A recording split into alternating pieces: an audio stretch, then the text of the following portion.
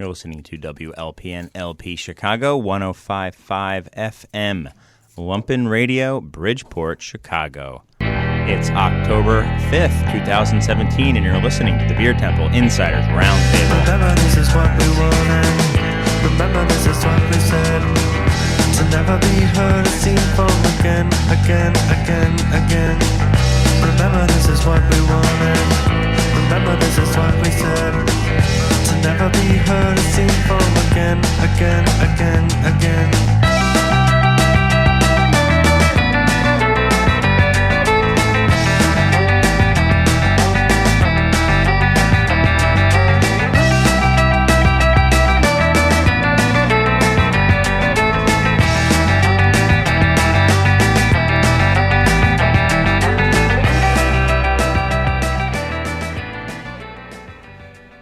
Hello, and welcome to the Beer Temple Insiders Roundtable. I am your host, Chris Quinn, coming to you once again from Studio B here in the Co-Prosperity Sphere in Bridgeport, Chicago. Thanks as always to Lumpen Radio and its fearless leader, Logan Bay, and its fearless co-leader, Jamie Trecker. Also thanks to producer Serge for the flawless intro. I don't know if you're listening, producer John, but, you know, that's how it's done.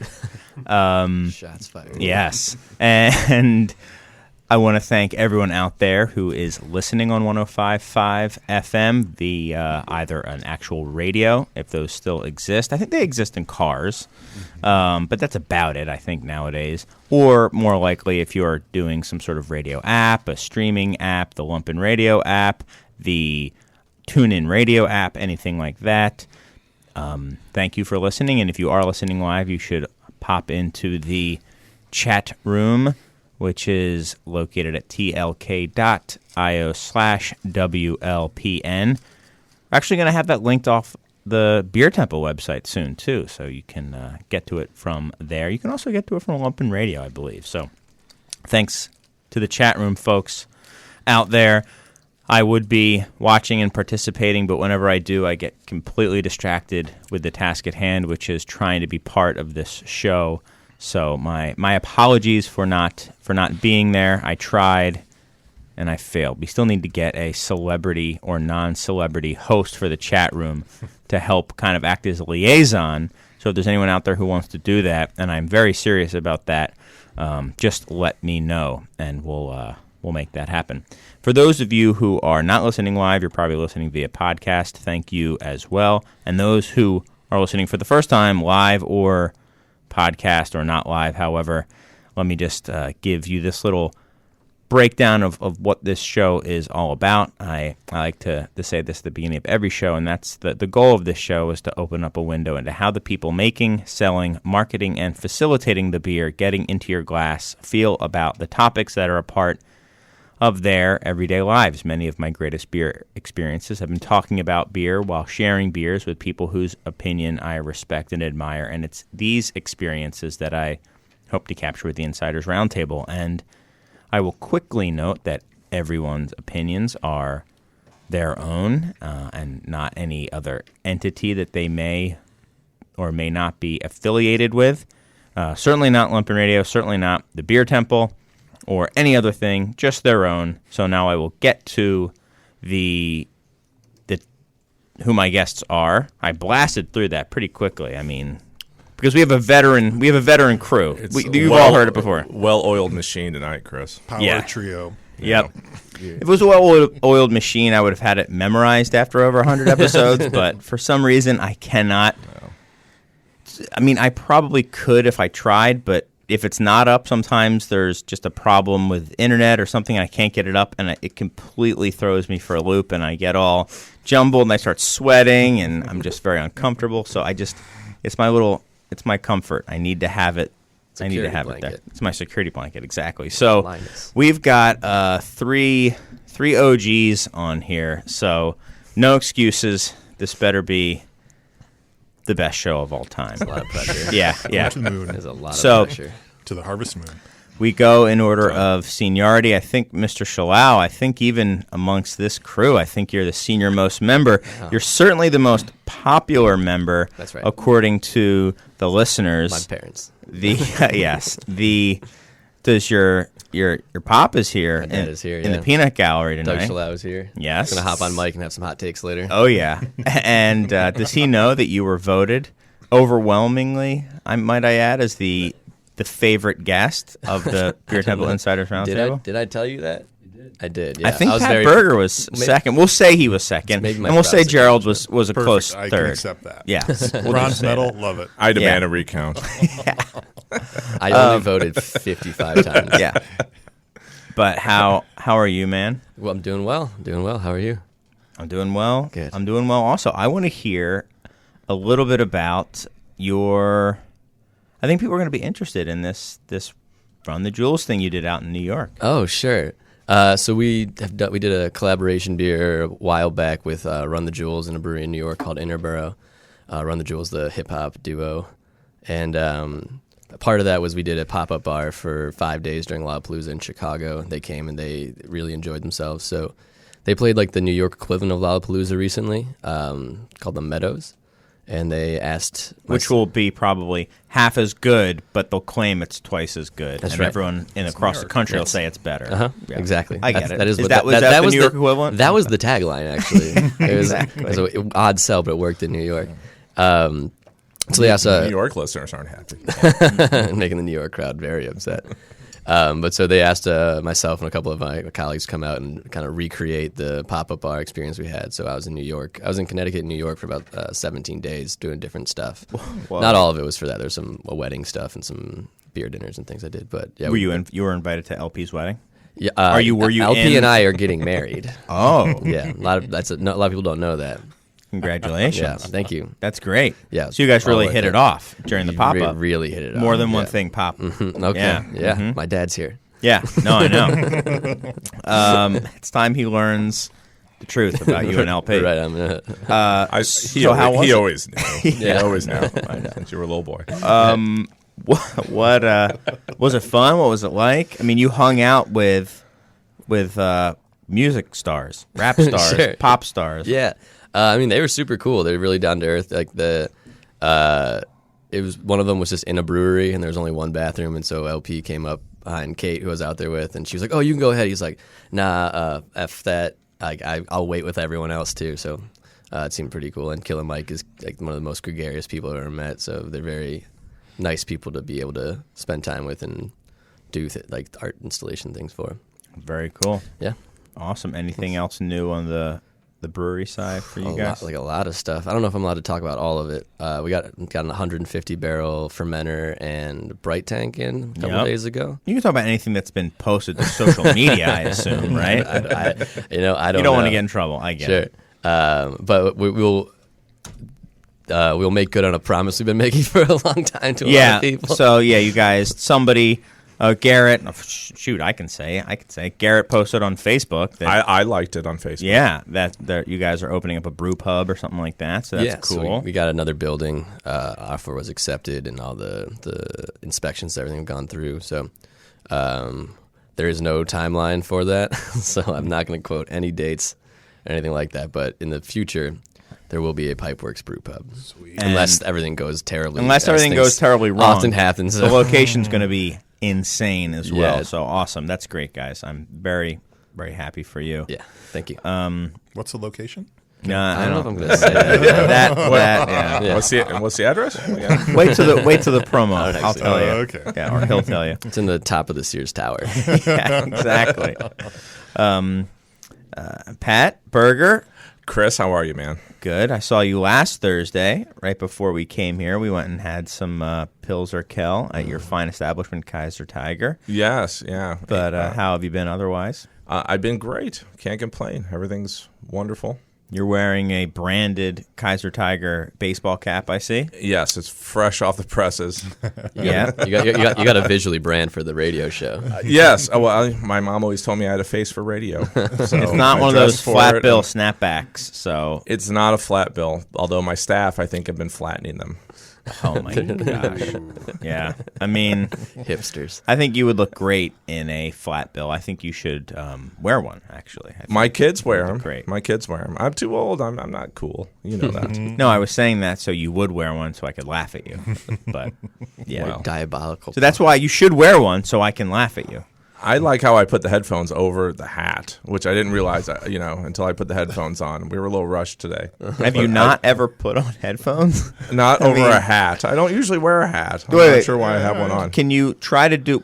Would you put the hat over the headphones? I would like think to I see would that. have taken the hat off normally, Maybe but Howard's. and I might at a break, but No, it's a good look. Keep it. Yeah. it has to Keep look it. good. Oh, Totally, yeah, totally. totally. You're rocking it. You look like you've done it A radio vet. I right? believe you. a handful of At times. least twice, yeah. Yeah. Yeah. All right. Great. Good. Great. All right. But everything else is good with you? Everything else is great. Good.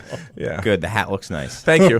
Thank you. It's the most important thing. Yes. Last. So Kaiser certainly- Tiger has hats yeah. now, just so you guys know. Go on down and buy a couple, right? Yep. I can't Oh, wait, say don't do that. No one No, would say no, that. you- No Whoa. calls to action. No calls to action. Never mind. I didn't. No. To be don't do that. honest, I mean, yeah, I'm not sure if you can buy them. So Somewhere. Yes. Maybe someday. Never mind. Call he was call to saying- no action. You can't really. It doesn't come across on the radio, but he was directing that at Mike. I'm not sure if you can buy them, is what he was saying. Yeah. He was very pointed to Mike. My money's no good at No, Kaiser people- Tiger. after Yeah, the they're last staring time. daggers at each other right now. Yeah. My third guest is Gerald O'Kennard. How are you, man? I'm doing great, Chris. How are you, buddy? Good. Of the now of Tastings, right? Tastings.com. Tastings.com. How things been with you? Were you at the Indie Spirits Fest this? As a matter of fact, I was. I had a couple seminars that went great. We did a roundtable to talk about things in the spirits industry. Where'd you get that idea? Well, No, I'm kidding. I'm joking. yeah, there's No. nothing to talk about as far as business goes. And then we did a marketing seminar for new brands and stuff. It was really cool. Awesome. Anything like when you go to a spirits event like that? Because Tastings is very heavy on the spirit side of things, right? So yeah, I mean, spirits you and see wine mostly, yeah. you see a ton of that stuff come through. Is there anything eye-opening to you, or have you kind of seen it all? Just No, free that's a tasting? really cool event because it's specifically geared for smaller artisan producers. So there was a lot of new stuff I hadn't even heard about, much less seen. And including, like a Chicago bitters producer that just popped out of nowhere that was doing like foraged ingredients from Chicago parks and stuff. And I was like, Totally wow. Like illegal. cigarette butt bitters. That's awesome. Yeah, no, birch Urban bark and all sorts of stuff. foraging, Yeah, kind of man. like the Elizabeth model as far as, but applied to spirits. So I thought that was kind of cool. Yep. And then just a lot of, Midwest guys, people I knew, but a lot of new stuff. And it keeps on coming. So there's no bubble to be burst as far as, new brand launches and stuff. So all these guys just don't know exactly how to market their stuff. So it's a good opportunity for us to help and share some insights and stuff. Very cool. Yeah. Well, I think we should probably just get right into it. Are there any beers or spirits or anything that you guys have had lately that have intrigued you or interested or excited you lately that you guys wanted to talk about? I mean, you should have known I was going to ask this question. It was on the I've literally syllabus. passed- It's a pop quiz. It's been on every. what am I, a freaking mind reader? Come on. Oh, you sent an email? Right. Oh, it's Same a regular format of every segment. Yeah. It's in bold. How about you, Pat? What have you had lately that you've enjoyed? Well, I spent a day at Right Bee Cider yesterday. I drank some cider, a bunch of cider yesterday. Yep. And we made a blueberry cider together, shoved a bunch of blueberries in a tank. Almost fell off a ladder. I got a lot of Nice. I got a lot Trust of, ladders. a lot of people were making fun of me on the social media yesterday because the video of me on the ladder. I'm surprised I didn't fall. Yeah. Probably a little. Yeah. Yeah, but so other than that, beer wise, Every time you come on, you talk about collaboration beer. How many I collaboration know. beers? You probably make more brews than some breweries do, like different brews. I mean, how many a year do you do? probably one a month. Probably, Yeah. oh, wow. Yeah. It's way more. 12, whatever, Yeah. Yeah. I don't know. It's fun. I've never said no to anyone, I don't, I don't seek most of them out. Some of them I do. But, I've never said no to anyone. Is there a brewery out there that would be like your dream collab? Well, I did one with Sierra. Sierra was kind of my dream one. I got to do the beer camp out It's at... got to be Schlenkerla for you, though. I mean, come on. Schlenkerla? Yeah. A smoked lager brewery? You know, I made a smoked lager with Pete Crowley over at Haymarket, and he was like, "Really, Burger? We're gonna make first. You're gonna tie up a tank for 4 weeks, and it's gonna be freaking smoked. I mean, this, you know." And sure enough, it did not sell at all. Like Pete and I had to drink it all, I bought which it. only took about a month. What a terrible. Yeah. But no, yeah, you're right. Maybe something in Germany, or I don't know. I haven't thought about it. Sierra really was it pretty did awesome. not let me down either. It was really, really a great experience. cool. Yeah. I'll We're tapping that this week. what's the beer called? The name they picked was Party Kate, but the name that Chris and I picked was Spandex Rodeo. So we're going with Spandex Rodeo. It's a dry hop pilsner. I like that a lot better. That's hilarious. Yeah. Just picking Totally. two absurd names. You know, who Yes. was on the forefront of that trend was Ninja vs. Unicorn. When that Absurd beer names. came out, it was so absurd and so ridiculous. It kind of just, I rolled my eyes like, what kind of name? And then there was like Snaggletooth Bandana from Solemn Oath. And then it was like, all Yeah, right, now all yeah. bets are off. You can just name your thing any hodgepodge of things, and I that's mean, a beer name. sounds good. You got to Google it and have nothing else come up. So it has to be two words that have never been next to each other. in the Pat history Burger's of- a big fat idiot dry hop pilsner. That's going to be mine. No, that'll come up. Someone made that. Okay, ooh. You're probably right. Yeah. Sounds Not delicious. proud though. of it. It was good. I'll go next. I always go last, but I had a beer. I've given New Belgium a little bit of grief lately for kind of just. It seems like they're all over the place. They're doing extensions on the Fat Tire line. They're doing these multi-pack discount oriented light ales. They're doing all sorts of like fruited IPAs and stuff like that. And some of them, I don't know. It just doesn't seem like true to who they are to me. I mean, who am I? But just whatever to me. And they're also doing some really cool stuff. And one of the things I saw was a 6-pack sour saison, which to me, New Belgium was always this Belgian-inspired brewery that maybe would give you slightly off the beaten path styles, but that were accessible. You could get them at a grocery store or at a liquor, a better liquor store or something where you might not be able to get some of these styles. And in the past, it was, sour beers and Flemish red ales and stuff like that. And now they're taking some of their foeder-aged beer, some of their golden ale that's like aged 2 years in a foeder, blending it with a French saison and just making this really nice, light, tart, complex beer.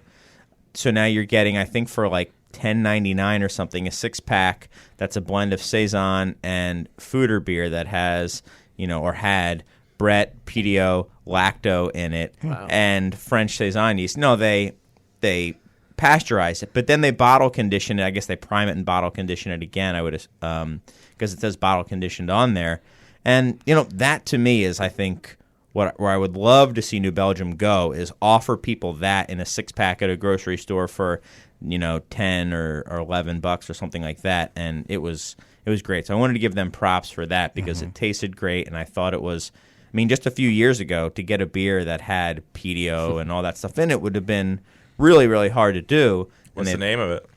Sour Saison. Mm-hmm. So there you go. Easy to remember.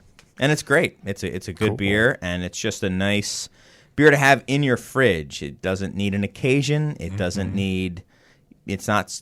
It is special because it's accessible and easy. So that's kind of what New Belgium has meant to me in the past, and I was glad to see them kind of still innovating in that way. So I wanted to give them props. So that was a really cool beer that they did. So that beer has interested me lately. I'll check it out. Yeah. Sounds Nice. Anyone else wanna go?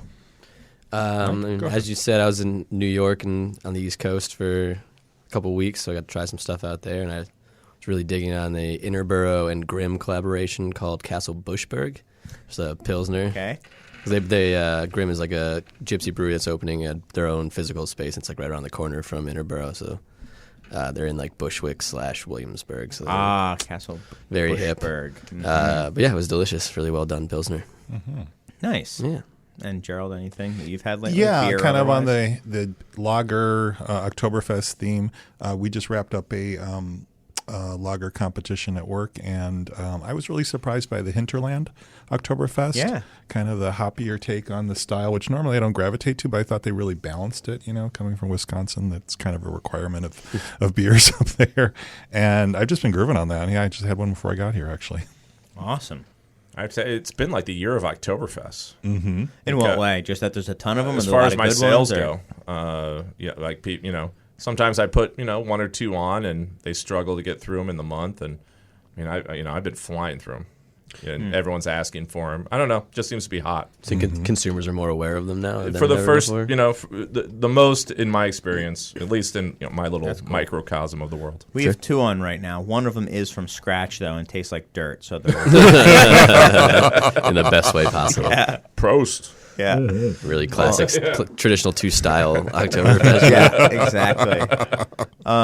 Foraged. So, should we go? We're just flying through it, Serge. Can we go to our little promo break a little early? Is that fine? So we can hear about some of the other shows that are going on Lumpen Radio that people may want to listen to. And why don't you listen to that for about a minute or so, and we'll be back with more of the Beer Temple Insiders Roundtable. Yeah, none of the heady. Serge can't have any of the good stuff. Only he has the producer cooler. That's where he's allowed to drink from, Serge. So anyway, welcome back to the Beer Temple Insiders Roundtable. I am your host, Chris Quinn, and I am joined by my guests Gerald O'Kennard, Pat Berger, and Mike Shalal. Nailed it. So, did you hear about? Oh, maybe I should wait. I'm going to wait.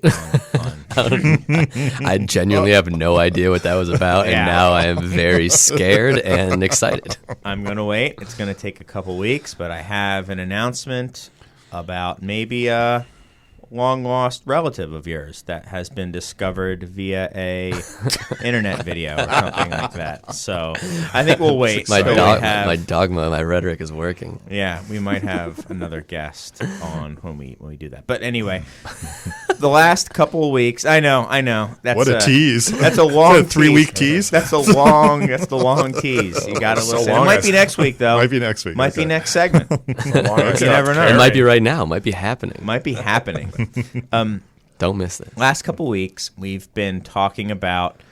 It was supposed to be a 1-week thing, but I don't know. I just thought is something that I could hear from different people. Is what people thought was the most significant craft beer to have come out in the past 25 years, and you can take that to mean, interpret that any way you want. I threw out originally Heady Topper, just as like a. Let's talk about it. I didn't even really think too hard about it. I said, that's in the conversation. I'm going to put it out there and talk about it. So I have a Heady Topper, obviously. Cheers. Because Fitz was in town, or in town meaning like he's visiting Chicago from Vermont, mostly lives in where Vermont he now, resides these days, and he brought me a Heady Topper. And I will say, last 2 or 3 times I've had this beer, it has tasted more like this. Just a little grainier. It's not exactly like I remember it. Maybe I'm crazy, but Cleftus. tastes a little oxidized to me. But maybe I'm just crazy. It still has that real kind of juicy flavor. It's just on the aroma. I'm getting like a husky thing. Anyway, I wanted to see if any of you guys wanted to throw a beer into the ring for what you felt was the most significant craft beer or flavorful beer, whatever you want to call it. I don't want to get into demarcations of it has to be an independently owned brewery nowadays, or that's not what I'm going for. I meant, craft beer. I'm not going to talk. You know what I mean? Mm-hmm. Anyone? Last 25. It came out. Not that has been around. I think I can speak for everyone because there's only one obvious answer, Yeah. and that's dust. Zombie dust. Okay. And why? It's really the only liquid I know of you could base an entire post-apocalyptic economy on. So I've been hoarding dust, as you know.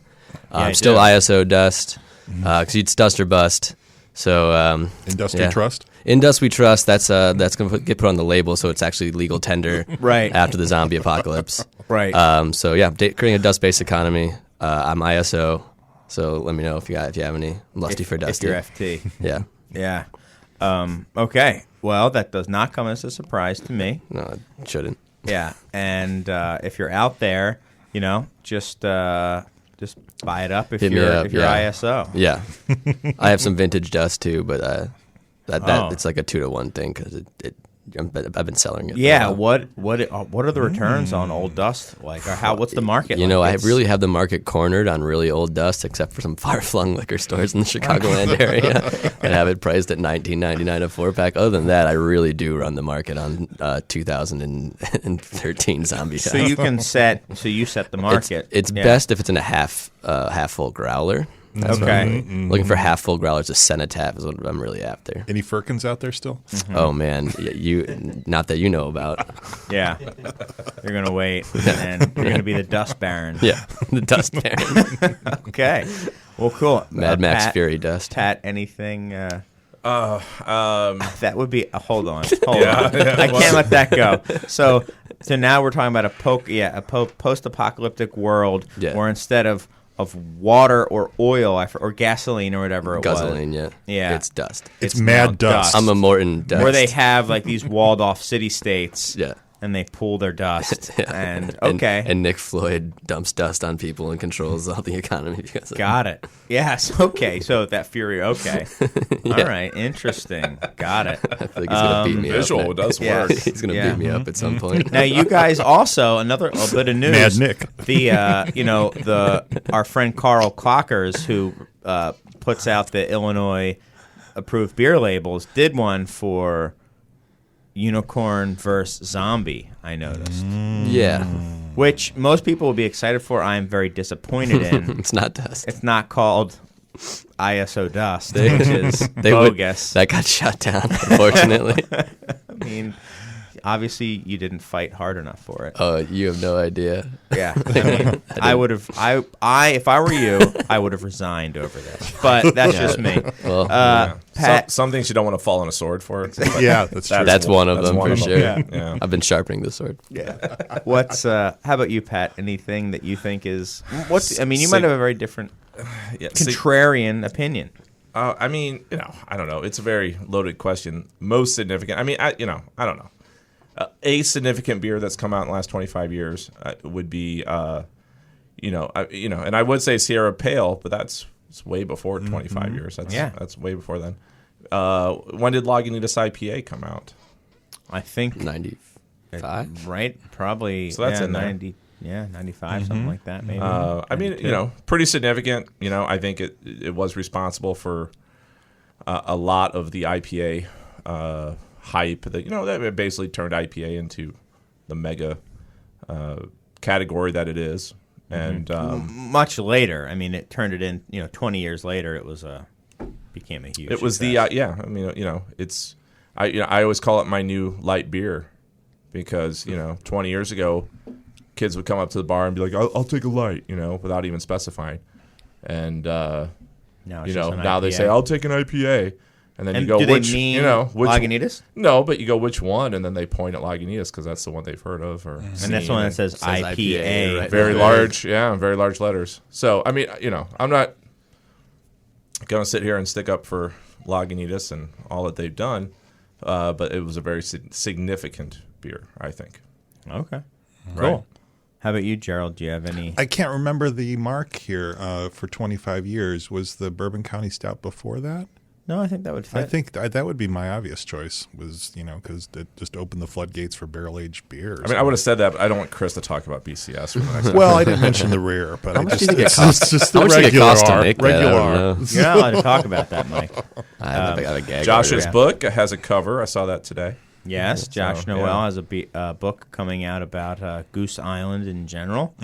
But it has. It's From what I called- heard, I am a cited source in the book, which is Oh, what I've heard. Gives it real That's credibility. Oh, boy. exactly just to give you an idea of what that Please autograph my worth. copy. I liked it, said Oh. Chris Quinn, owner of the Beer Temple. Exactly. Yeah. That'd be great. I have an autograph from somebody cited in the book. Exactly. So if anyone wants one, just come in and I'll cut you a good deal on an official. Yeah, when's your book tour? Yeah. Hi, everyone. I'm excited in here. I Just Chris getting drunk at different bars, I just show up wherever Josh pointing is. at this citation. Yeah. Right. Like, wait, someone named Josh wrote this. Yeah, but I'm cited. Why did you you- want me to sign it? Why did you cross out Josh on the front and write just like me? Yeah. That's a good plan. Yeah, it's a plan. Piggyback. I think we are going to be doing some events for the book release, though. So that's cool. We'll talk about that. Yeah, it should be a fun book.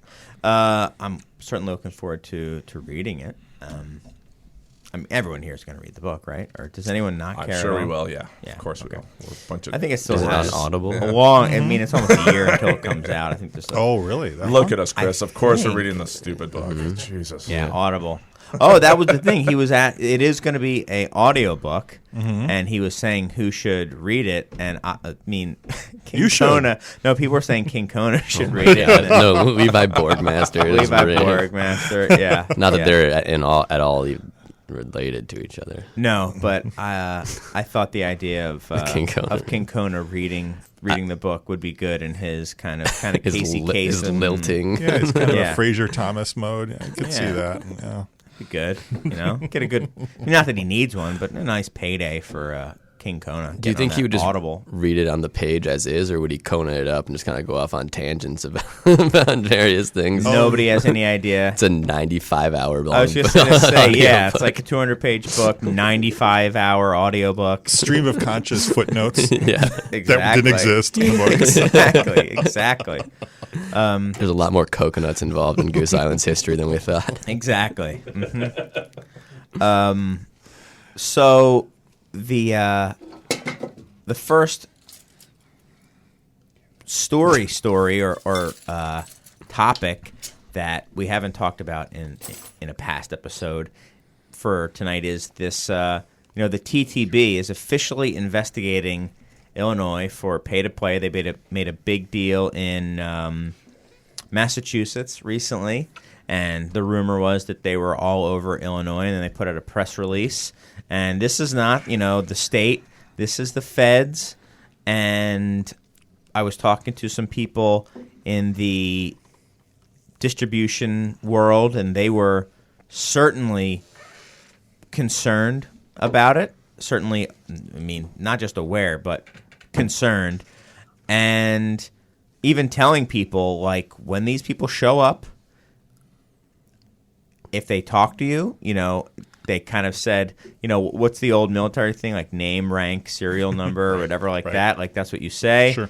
And then say, number. if they keep going past that, then say, I don't feel comfortable talking any further without, representation and stuff like that. And they also mentioned that lying to a TTB agent is a federal felony. So it's like Wait, where'd you get serious. this info?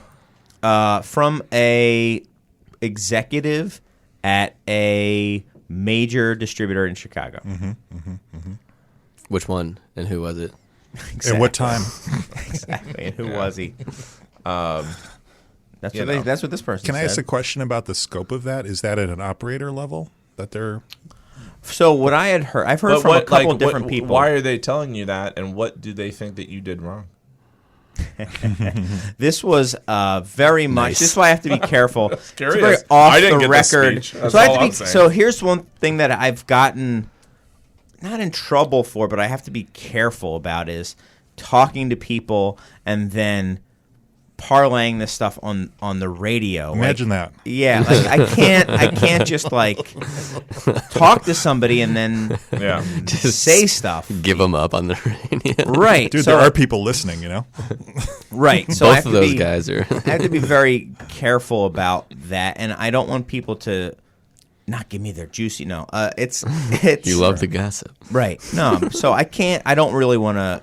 That person had no idea that I was Yeah. going to be talking about this at all, so I don't want to. All right. Yeah, right. Let But me rephrase more than this. one person has told me about this, And what?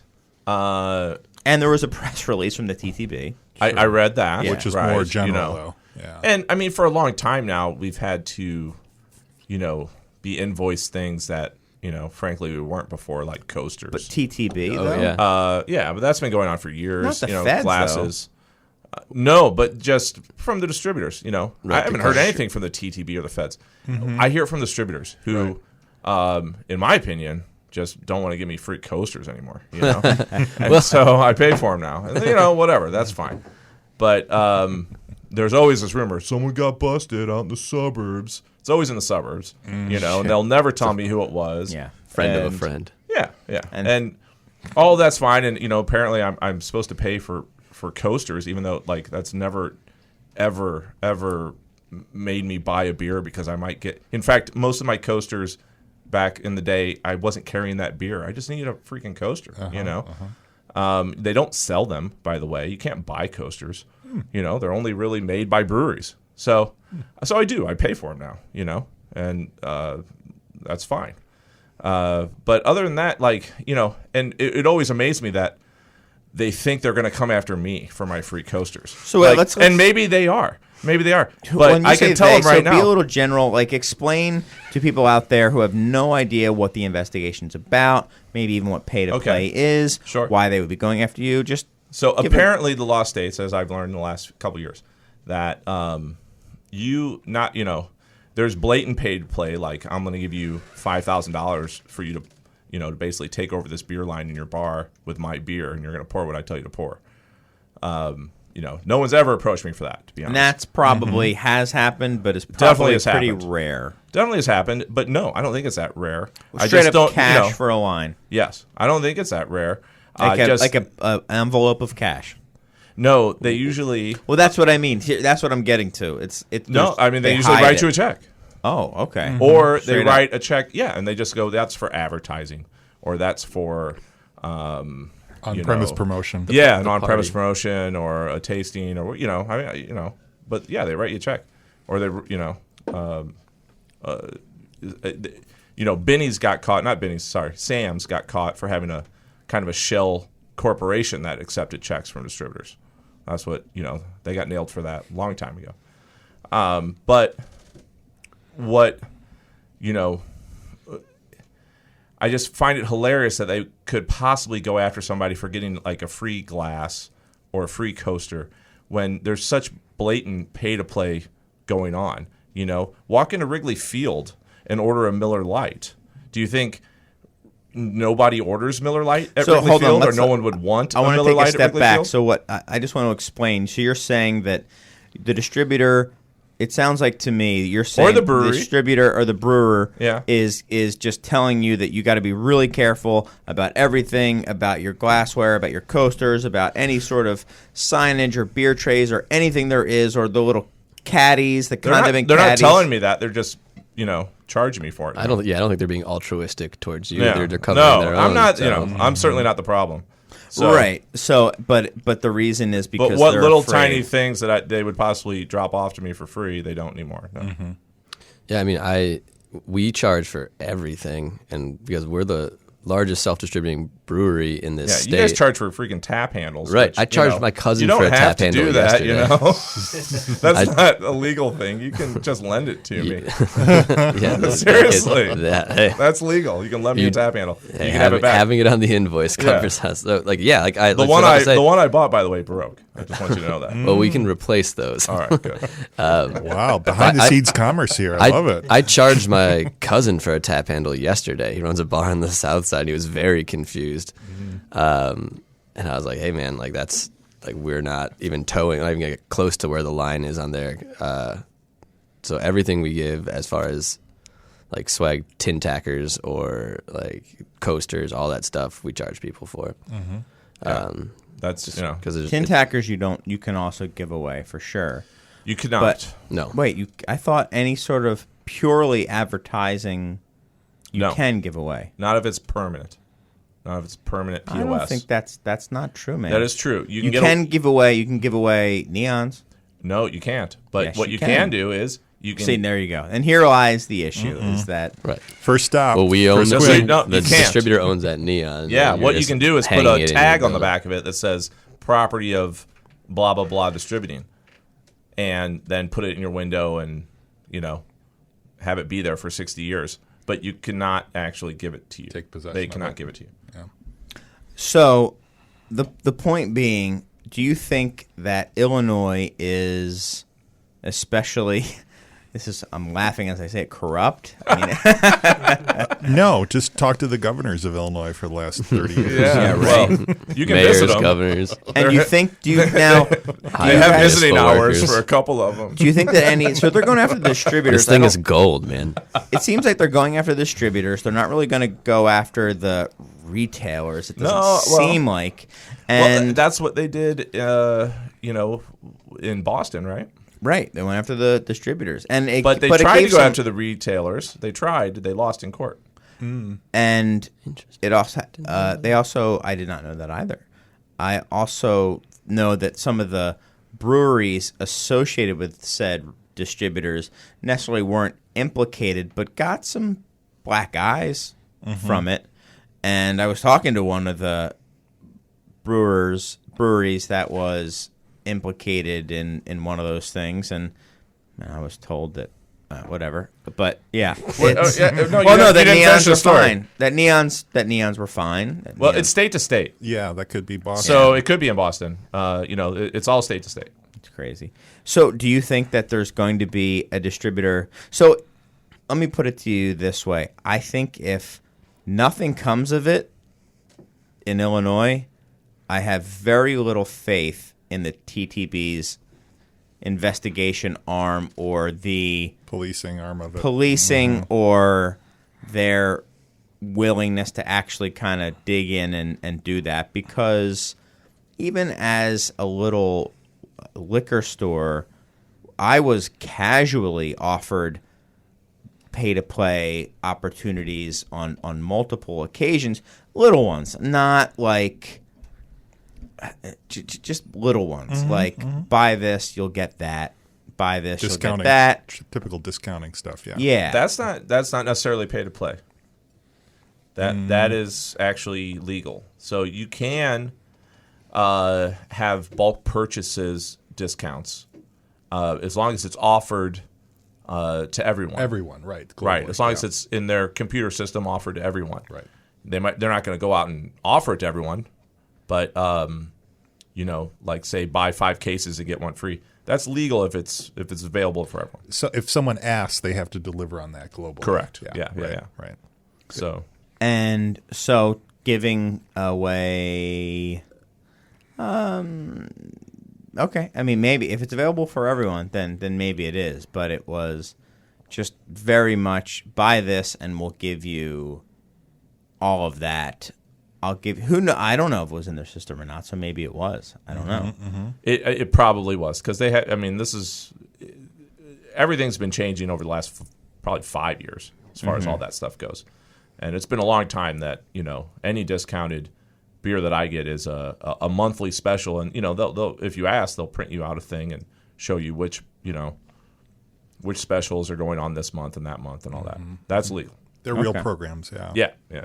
So what then isn't legal, Pat? You seem to be by far the most aware of what's legal and not legal here. I am, but I'm probably still not. Probably still don't know it all. Yeah.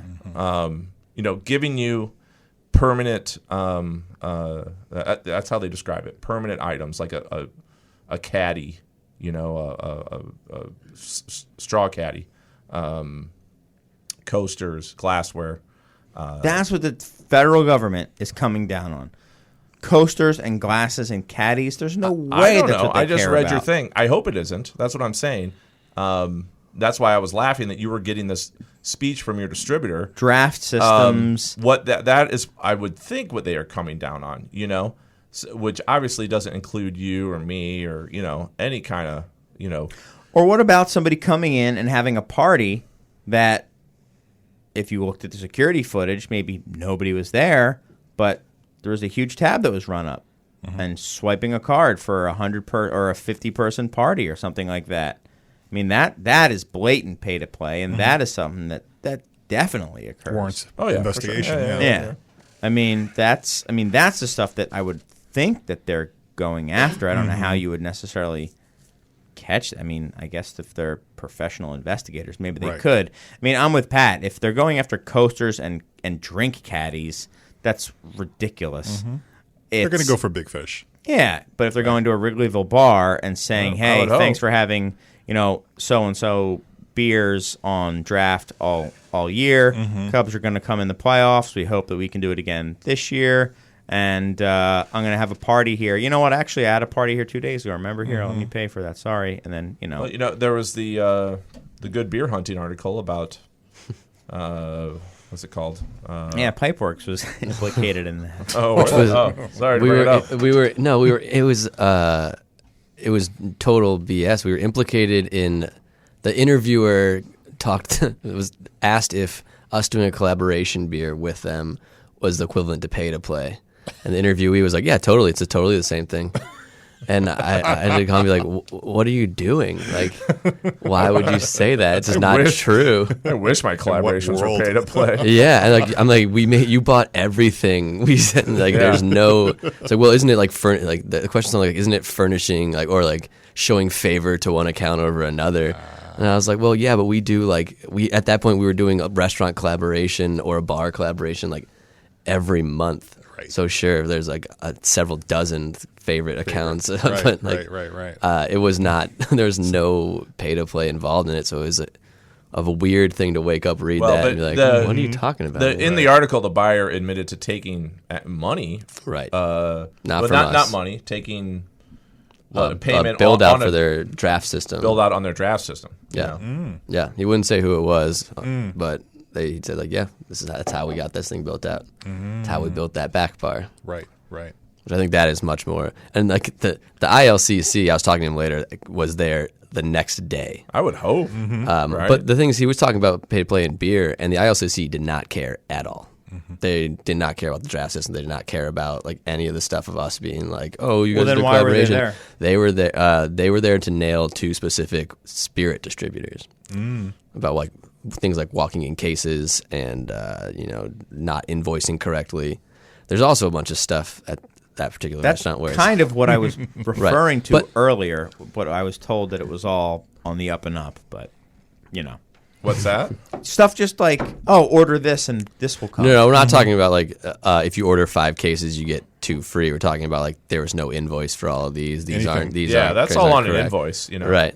So they would What I'm talking go in about. and match invoices with your inventory and with what you said you poured, and that's where you get. Right. That's where the end point, the bar, the liquor store, that's where you would get in trouble. But the ILCC came in and apparently told them also we don't even care about you guys. We want to see what's going on with these 2 distributors specifically. Well, Because there's those way bigger fish. yeah. It's a waste of time to catch a bar doing something like that. Just the revenue isn't there the same way as if you catch a distributor doing that type of stuff. And they don't have the manpower to do a blanket investigation of every operator in the city for trivial things. Well, also the ILCC, I've heard the fines versus TTB fines are just on a whole nother level. They're massive. The TTB ones Yeah, are. TTB are much bigger fines. Right. So I think that's why everyone is maybe worried, is because if this stuff comes down. So Well, doesn't the TTB have the ability to stop your operation entirely? Those are the options: you pay us or you just stop operating. I don't think. I'm sure the ILCC I think that's what can kind do of that too. something close to that happened in Massachusetts, where they Right. had to pay That one a distributor. sizable, Huge amount. Several months worth of projected revenue, tens of millions of dollars. Yeah, I want to say it was 20 million. Yeah. And they forked it over no problem. We're Right. not shutting down for a month. right. It's crazy. Exactly right. Why do distributors have all that money? Yeah, you're a big fan of distributors. So do you think anything's going to come of this investigation, Pat? Do you think this time next year or this time 2 years or whatever that we're going to have said that someone really kind of bit it hard as a result of I mean, anyone. I would think it would be a distributor, but who knows? That's a good question. It would certainly be the first time. I don't know. They don't seem to have cared for many, many, many years. What do you think? If you had to make a prediction, yes or no? I don't predict anything in this federal government. Okay. It's pretty unpredictable right now. Wimp. Anyone make a prediction? I think someone's gonna catch it. There's got to be at least Catch it. some sort of The sacrificial lamb. They're not going to go in and like it's one of those things like it's like holding on a play in football. It's happening all the time. It's just what if you see it and call it. Yeah, they're not So they're going going to to catch someone doing something. I mean, They're I saw this not gonna press find nothing. release on Yeah. a Right. national beer website, so it's not that it was just local news. You know, they went after Massachusetts, and now they're focusing on Illinois next. It's not that, you know, and they have been definitely kind of blanketing retail accounts to look at stuff, maybe just to collect information to kind Sure. of go further upstream. Who knows? But I have heard that they've been kind of just going to places and just doing little sweeps and spending half a day, 5 hours. Let me see all your stuff, going through everything and I'm be t- ready. And that was my point. It's trickled down to me, to coasters. Yeah. so at the end of the day, what will result is Pat Burger will be let out in handcuffs over 2 Lagunitas IPA coasters, His next appearance and will 1 be broken Pipeworks tap handle.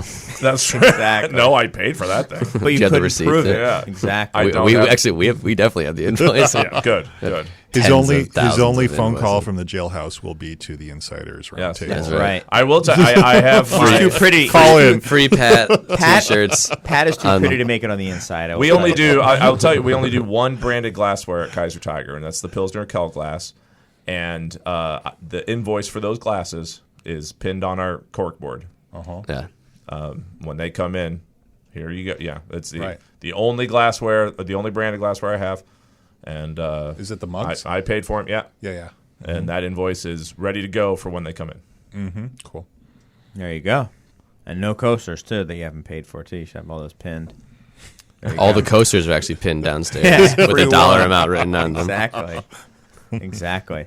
Well, you know, we should probably take our full-time break. You ready, Serge? Serge has been on it.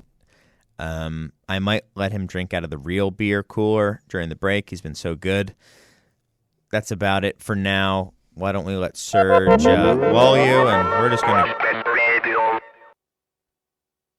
Welcome back to the Beer Temple Insiders Roundtable. I am your host, Chris Quinn, and I am joined by Mike Strong, Pat Burger, and Gerald O'Kennard. We were kind of deciding what to talk about, and I do want to, on the last segment, I do just want to say, yeah. I don't necessarily know. Oh, the look at him rules. backtracking. Come on. Disclaimer. I said it before we started talking too, Uh-huh. but I do think you're right. The tackers are legal. Uh-huh. Okay. We're still Oh, charging. right. I can't admit when That's fine. I don't. No, it's good. Although Takes a I big said man. it before. Shows weakness, Pat. It shows a weak man I'm just to admit kidding. when I'm they're just wrong. yeah. Shows strong Mike some weakness. Yeah. I said it beforehand. I'm not an expert on this. But, No, I mean none of it. I mean that's what this show's about is hot takes. So. And the fact that none of us know these rules, like, Right. where would we even look them up? I don't know.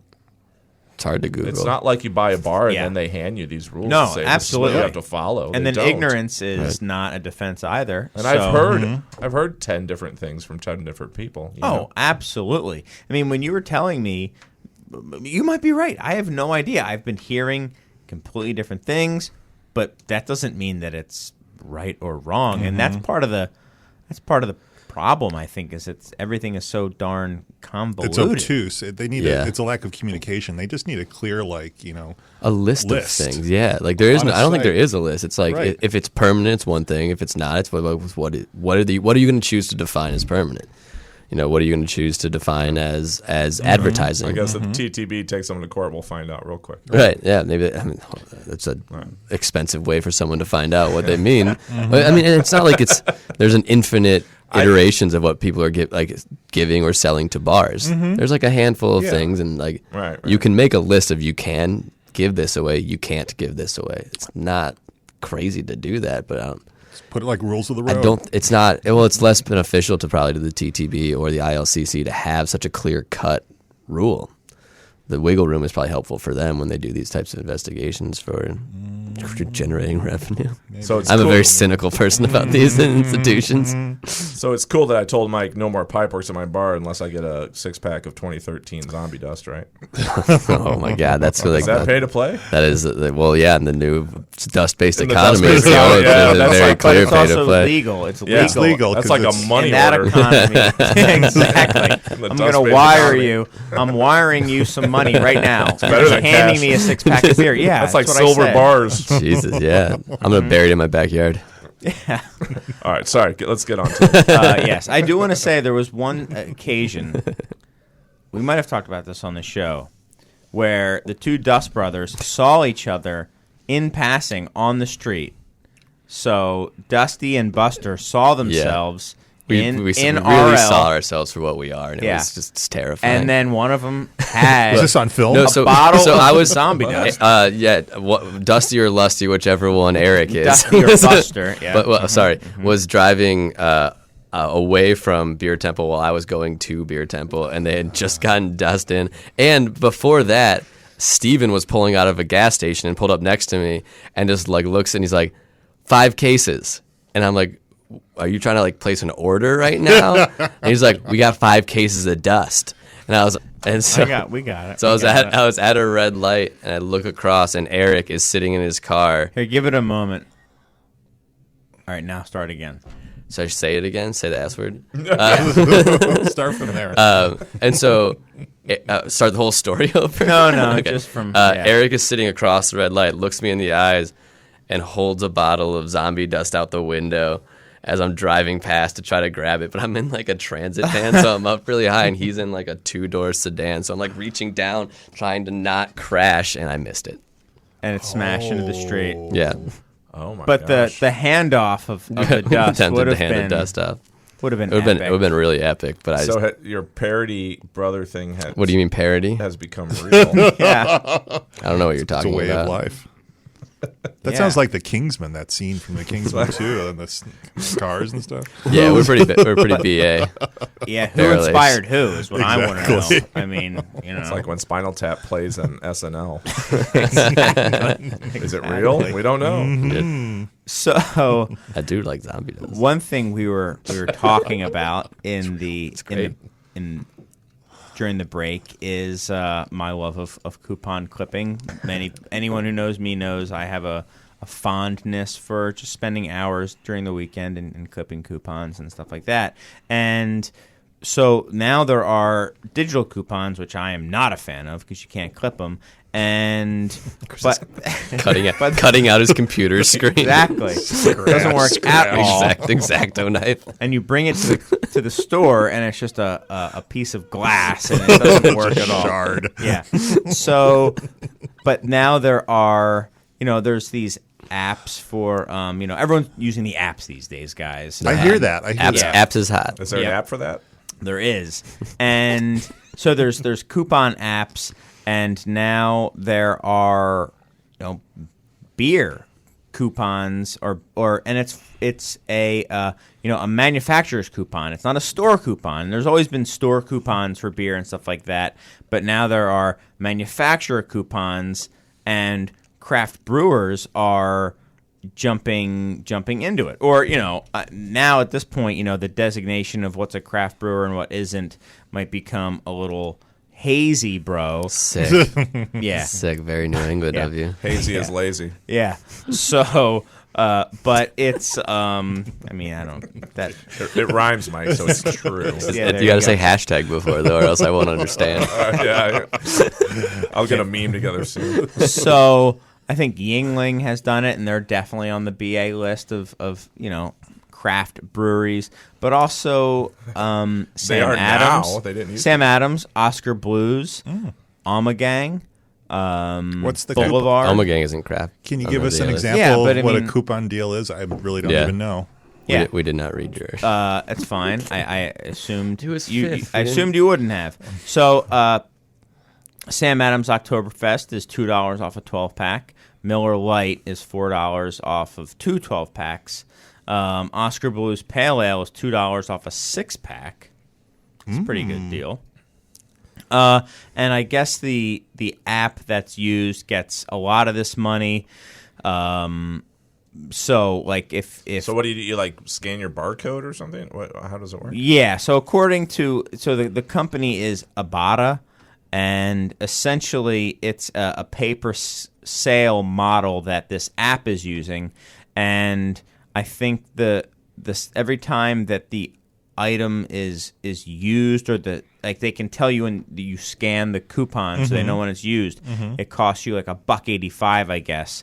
So every time an item, and it's $1.85 depending on the end cost of the unit. So if the unit is between $12 and $20, it costs you $1.85. So if you're giving $2 off, it's $2 plus the $1.85. So it's really costing you $3.85. All just whatever. That's how that stuff works. So, it's the new dust-based economy that we live in today. There are no discounts on dust. Yeah, ever. So perpetually increasing in value. Yeah. So basically, it's yeah. I mean, it's couponing for craft beer. That's okay? I mean, is it good? Is it bad? Is it nothing? I mean, Expands the market, no? right. I mean, I think that's the one side. Is this is a good thing? It'll open doors. People who wouldn't have normally bought craft beer will, and then maybe they will now buy. You'll lock them in, and they'll always buy Oscar Blues, Dale's Pale Ale. I don't think that's how loved that it. works, though. Like they're not going to lock someone in, they're always going to buy Dale's Pale Ale. Now that doesn't. Well, that's what you're trying to do with the coupon. That's the idea behind a coupon. Well, but right? is it? But But it's doesn't, not a lock and load on each one. But No, I maybe think you it's do just to 6 move of some them, product. Is and then the you say, purpose of a coupon. Oh, okay. Right? Sorry, what? Yeah, I don't think you're locking in permanent customers. Couponers buy whatever they have a coupon for. So you're just trying to move some product.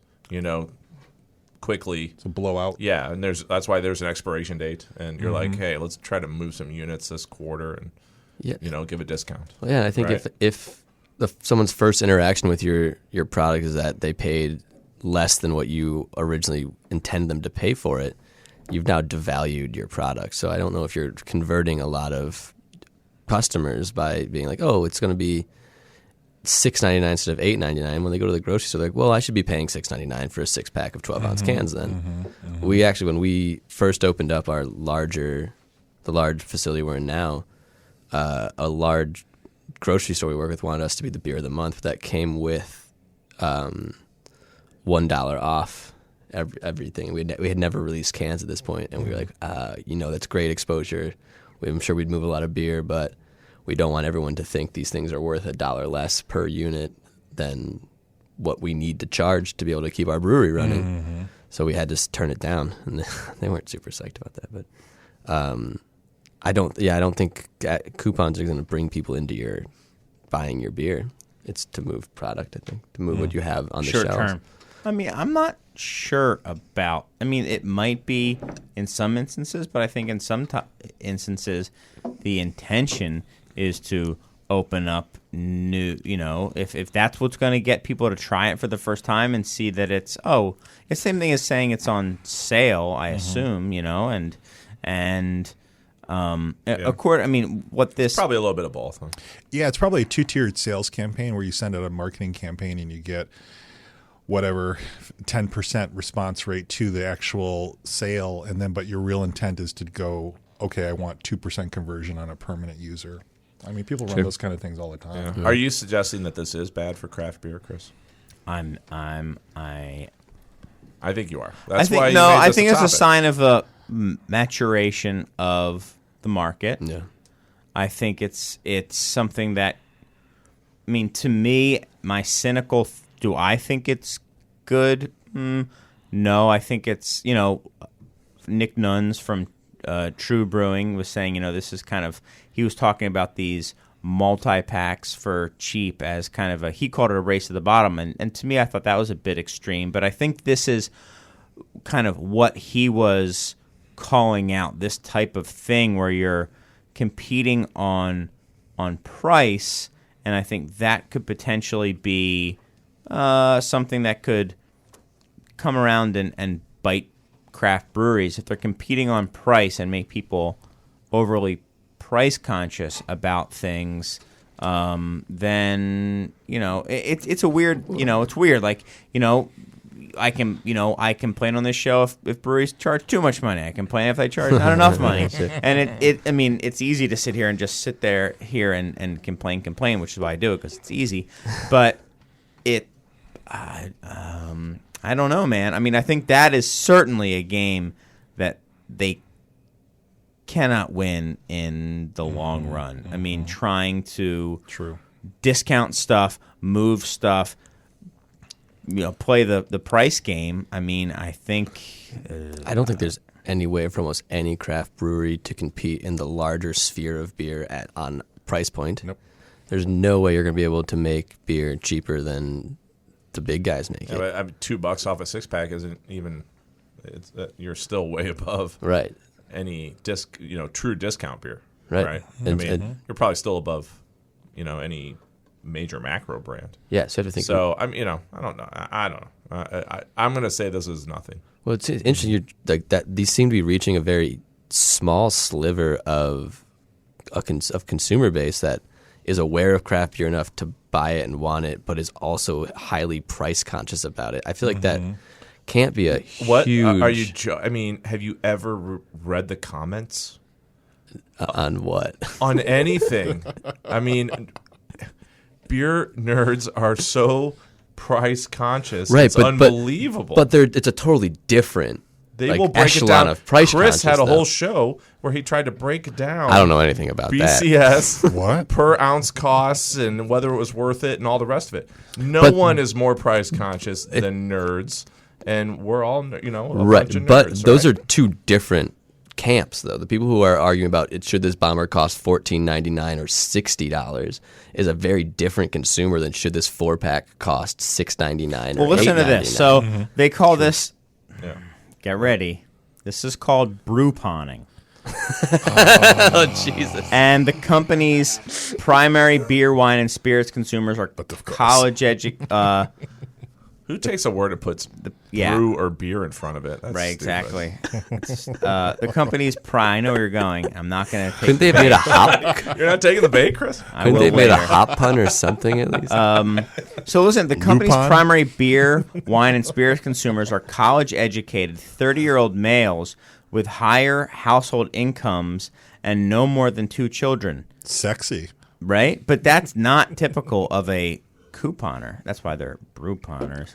And, while Abada's user base skews heavily towards females, like 80%, they found that male purchasers are more likely to redeem alcoholic beverage rebates because they're like, seems like they just want to get, I guess, it is what you were saying before. Like, they do want to do it for cheap. They do kind of want to get drunk, but they do want to drink craft beer because they don't want to look like someone who, just drinks whatever, rot gut beer, cheapo stuff. They still want to be seen for image, for marketing reasons, probably. They want to be seen as someone who their drinks craft self-image beer. as much as anything. That's what I mean. I mean, it's But it's a group of people like who didn't exist even 3 to 5 years ago. Right. Those people would just have gone to the store and got Miller Lite or something like that. And they still fall into the segment of price sensitive, people are looking for a discount versus people are looking for quality or brand loyalty to a brand. It's well, now in the high-end spirits world, Gerald, I mean, is offering discounts I know in high-end wine or even any fine wine, offering a discount is it's a no-no. It's now, a big no-no. It makes it seem like distributors it's a sometimes do when it's on closeout, closeout, but it kills brands. Totally different. That kills brands. You can't Right. relaunch a brand at the price you need to make money on. Right. Once that happens, That's and a closeout. Yeah. Right, and that's really the problem with that, and that's why you really avoid that kind of activity. You price appropriately, and you let the retailer decide if they're going to take cut out of their margin. You don't impose that cut prior. So the other high-end spirits, same deal. You don't really see that. I don't. No, never. You actually Yeah. raise the price of Right. canned spirits. You pad it. Yeah. You know. So I mean, craft beer is just such a weird And little place. I don't get, because the margins in beer are, compared to wine and spirits, Tiny. are so small. I don't know where you even have room to play with that kind of stuff. I don't know either. Like, I don't know how they would selling these 4-packs or 6-packs of what is getting discounted already.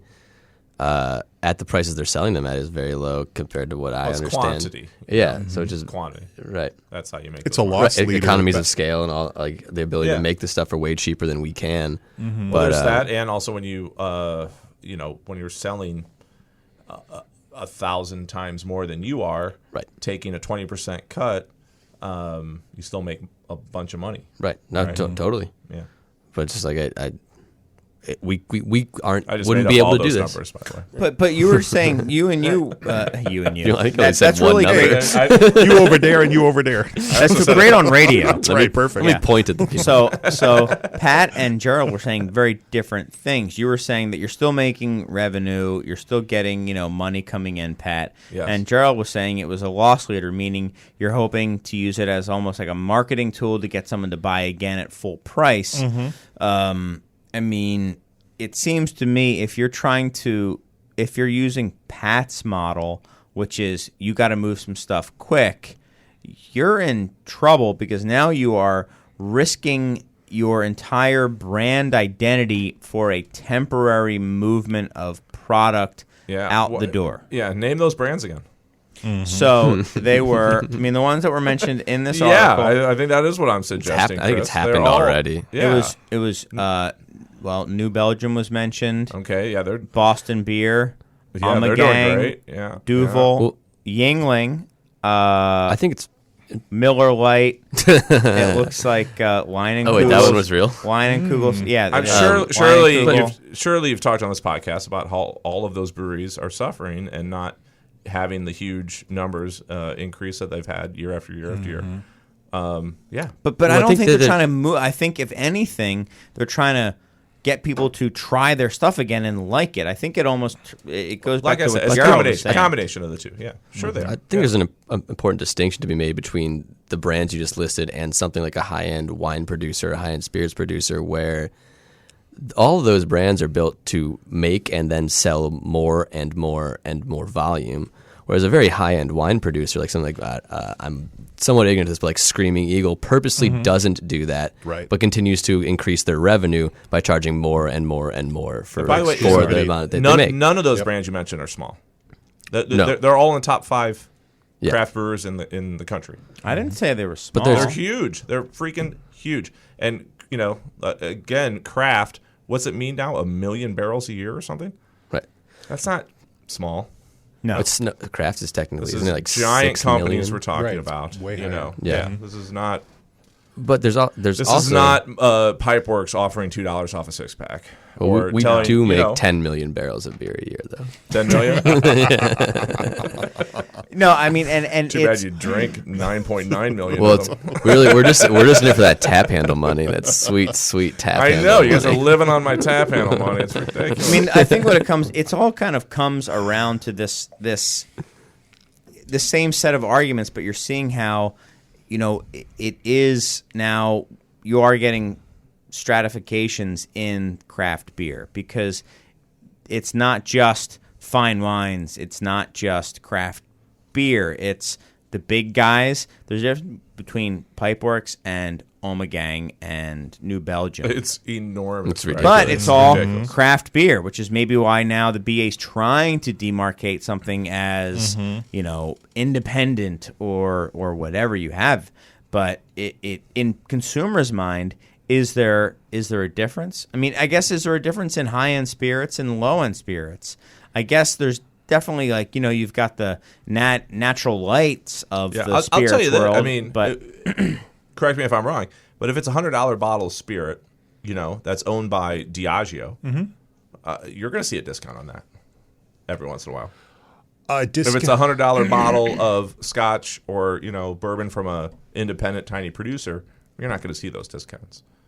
I don't know, man. They No. discount their lower end Which stuff. Exactly. What That's my level experience. is the discount happening Right. at, though? So Is the discount might happen on Johnny Walker Black, but it's not going to happen on, Blue. George V. Oh yeah. They have deals, like $1,500. buy a case of Don Julio, get a what's that? Don Julio 16. No, Whatever, 1942. Yeah, you get a free bottle of that. Okay. Because they just want it on the shelf. Well, that's a different thing, a one-on or promo thing like that, than a discount of a price. That's some sort of incentive. I think that's on the also base. But you're right. It probably accomplishes the same thing, but it's Yeah. not like you would go to a retailer and see a sale on Johnny Walker Blue. No, that's right. true. And I think there's a distinction to Yeah, be you're made right. that Yeah. You're right. Yeah, to the end consumer is different than to the person owning the bar. So that's true too. So Yeah. like the consumer perception of 1942 is going to be the same whether or not you have got your bottle for free. If it Right. was free to them, it would probably change what they're willing to pay for it, which is an ultimate driver of how much Yeah. of that gets sold.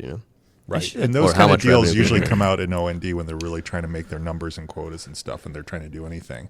Yeah, It's not a- I hear what You you're know, saying. ongoing promotion. Yeah. Yeah. I mean, what do you think about this whole thing, Gerald? I mean, is it just? Well, what do you think of it, if anything? The whole issue of coupons? Couponing for quote unquote craft beer. Yeah, I think I agree with Pat that it smacks a little bit of desperation in terms of the motivation for it, like to try to regain market share and try to reintroduce the brand to people that are very price sensitive and saying, oh, okay, this is an option now. Maybe 1% of the people that signed up for that thing will stick and convert back. That's kind of what it smacks to me of, as opposed to a sustainable business practice for a brand. Yeah, and also counter to what this craft beer movement, and it's a lame term, but for lack of a better one, has been built on for a couple decades now. It's been it's exactly it's the counter to the that. widgetizing of something that's supposed to be an artisanal product. Like I think that Ray Daniels thing, like I never quite understood his when craft beer dies is when someone walks into a bar and says, I'll have the IPA. I'm like, that seems great to that's me. happened. Right. And then it's like, oh, maybe this is like he's talking about that they're so similar, or they're so commoditized that the spirit of what he loved about it is gone. Yeah, but you have to understand, these companies have to Still disagree with it, by the way. they have to sell beer to people besides anyone who even has ever heard the word craft beer. Right. Because these people have to grow, and they have to be in every market and be in everything to everyone in order to do that. So this is just another demographic that they're getting into. They can't grow and just sell to beer geeks. Right. It's not going to work. It's true. It's probably quite savvy, but the optics in it are weird for a craft beer drinker. Certainly. Right. Yeah. Right. For someone who, I just think to me, it's telling, and I think it's a definite sign of this kind of race to the bottom thing. I think it's, there's a lot of buffer between Omegang and Pipeworks, but in people's consumers' mind, there isn't. That's the concern, is that there really isn't that much buffer. There maybe is 1 degree of Kevin Bacon away from the two. They're a bigger one, they're a smaller one, but they don't know how many multiples bigger They're both Omegang craft. is, and how they're a well- multinational, and how they're they have. There's no concept of that. Well, this does kind of have a natural transition into that independent logo thing that's also on the not that I'd want to necessarily move it there, but that's what that's trying to address. Yeah. Is that this is a brand you can believe in that way, and that anything without this doesn't have. I mean, we don't have it either. I but- mean, 7 years ago, Anheuser-Busch could have had that logo, right? Or whenever, I don't know when they got taken over, but they were family owned, sure. American owned. Right. Several generations. Could they have had that logo? Yeah. Is there volume? But it limit on wasn't that? an I don't issue know. then. I Independent don't wasn't think a so. problem. Not a problem. Wasn't an issue now. There aren't many. There certainly aren't many big ones now. Yeah. There's no big ones now. Of really mega big ones, there are none. Right? None. I mean, Yuengling's I mean, the biggest. what's really mega big? What does that mean? Well, I mean, Coors, Miller, Budweiser. I mean, they're all, Pabst, I think, is kind of in a gray area, and they don't have their own facility or yada yada. But the megas are now have been in the past 10 years or 15 years bought by big multinationals, and Yuengling is the biggest now, and they were little. They're a larger. They've grown, but they were a regional brewery. So now a regional brewery And by the is way, the largest. they were not allowed to be called craft beer when the first craft beer. Oh, totally. I mean, I mean, definition came the out.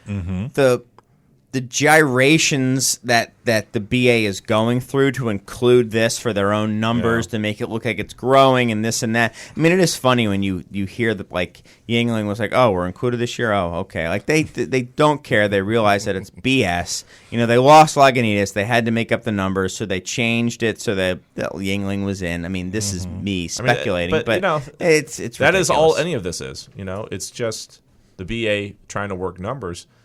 But I think they're trying to do it so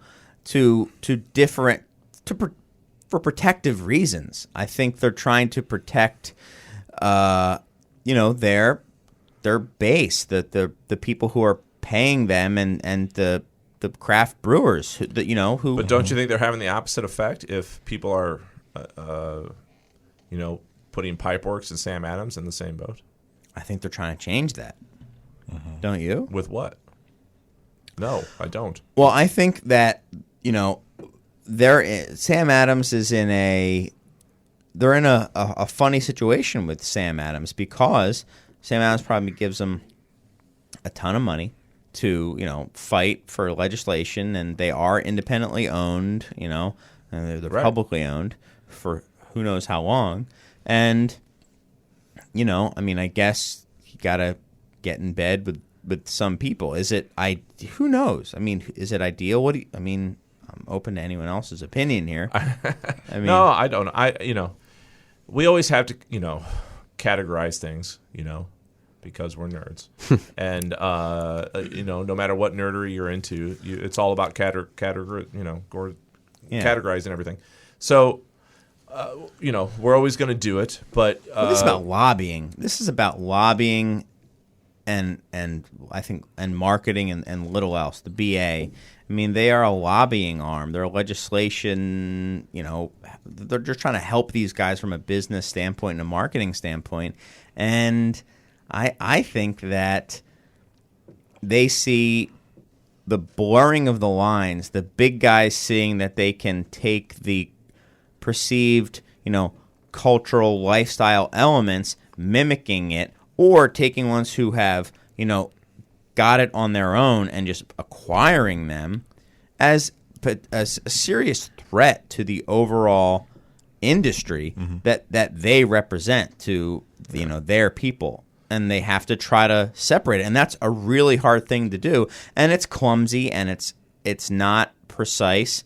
And they're getting, a lot of the, these beer writers who, or just people out there are slamming him for it, saying it doesn't make any sense. All these people. All these people have beer opinions.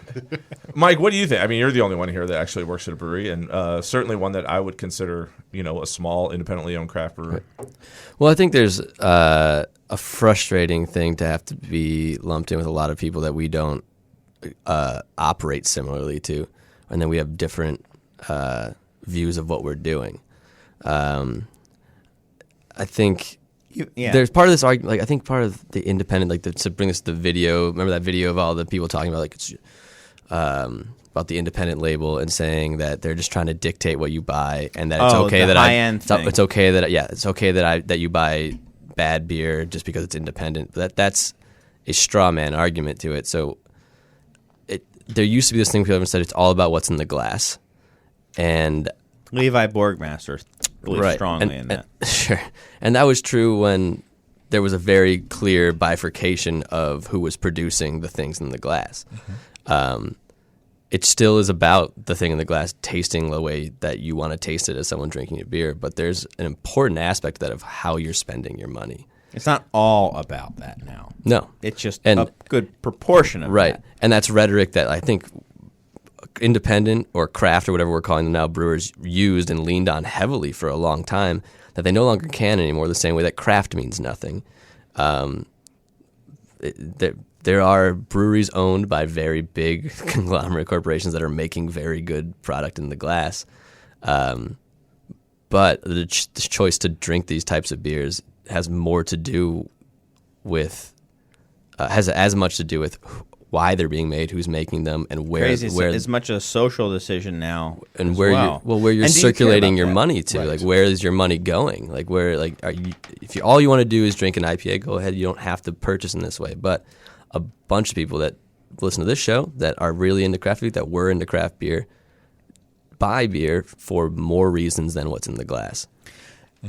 To me, And that's a good thing. I think think that it's actually good. is a good thing. It shouldn't trump what's in the glass entirely, but No. it should be a good portion of why you're buying things. I also think that your money going to a Pipeworks or someone like that allows for an industry where innovation and change can Right. occur, where a beer that might taste just as good going to another company that wants to kind of control, limit, and streamline, not for evil reasons, for streamlining.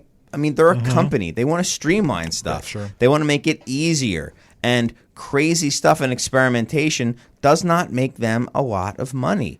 So they don't want to do that. They want to control the access to market and just this is what you guys want because that's what we want to make. That's why we're going to tell you that's what you want.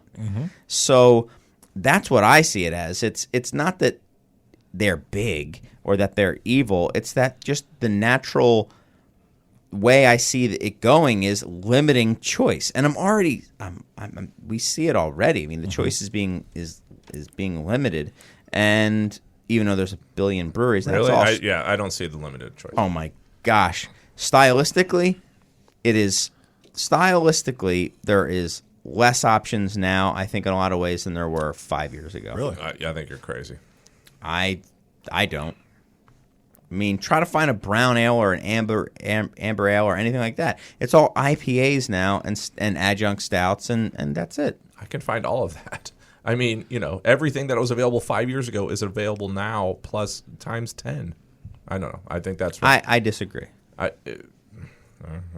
All right, yeah. I mean, we'll fight later. You got to compare spreadsheets. I think this type of thing comes up on this show a lot, where when there's let's ask Pipeworks. Are you doing more or less beers across the breadth of the BJCP style guidelines? Wait, well, I don't even know what those are.